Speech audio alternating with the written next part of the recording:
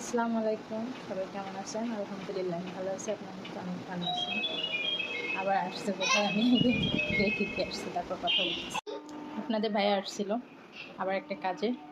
তো আজকে রোদ দেখেন কি পরিমাণ, মানে আমি নিজে এই পর্দাটা সরাই তাকাতে পারতেছি না। এই যে আপনাদের ভাইয়া অফিসে চলে আসছে। রোদ আজকে, রোদ আর রোদ, রোদের শেষ। টিভির রিমোট খুঁজে না, আজকে একদমই রান্নাবান্নার ইচ্ছা ছিল না, ফ্রিজে রান্না করা আছে। তারপর আপনার ভাই আমার জন্য কাজ নিয়ে আসছে, মানে এমন কাজ যেটা দেখে আমি পুরো রেগে গেছি।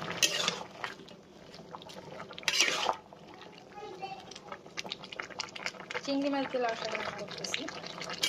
শোল মাছ অথবা টাকি মাছ থাকলে ওইটা দিয়ে করতাম, ওটা দিয়ে বেশি মজা হয়।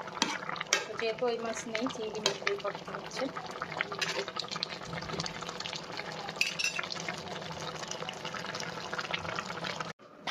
ব্যাগটা খুলছিলাম তেল বের করার জন্য, আমার ছেলে সব একটা একটা করে বের করে করে সারা ঘর ছড়াচ্ছে।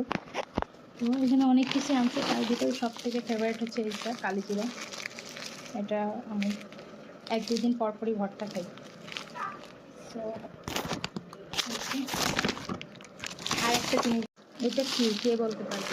বিভিন্ন ফলের সাথে খাওয়ার জন্য, সালাদের সাথে খাওয়ার জন্য এটা দিয়ে আমি একটা মশলা তৈরি করব। এটা দেখে অনেকে চিনতে পারতেছেন হয়তো, এটা হচ্ছে বিট লবণ, চাকা চাকা বিট লবণ। তো এটার সাথে আরও কিছু মশলা অ্যাড করে আমি একটা গুঁড়া তৈরি করি, ওটা দিয়ে যে কোনো সালাদ অথবা পেয়ারা মাখা টাকা এই টাইপের খাবারগুলো খেতে খুবই মজা। এটা হচ্ছে কালিজিরা। আমাদের বাসায় কিছু থাকা না থাক, কালিজিরা না থাকলে আমি অস্থির হয়ে যাই। কালিজিরা ভর্তাটাও পছন্দ, আবার বিভিন্ন ফোড়নের জন্য কালিজিরাটা বেশ।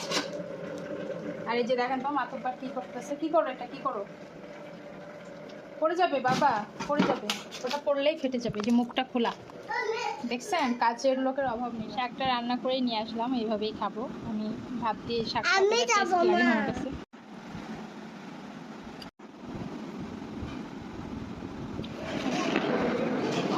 এটার নাম আমি জানি না, এটার নামও জানি না, এটার নামই জানি না। অর্ডার দিচ্ছে আপনাদের ভাইয়া।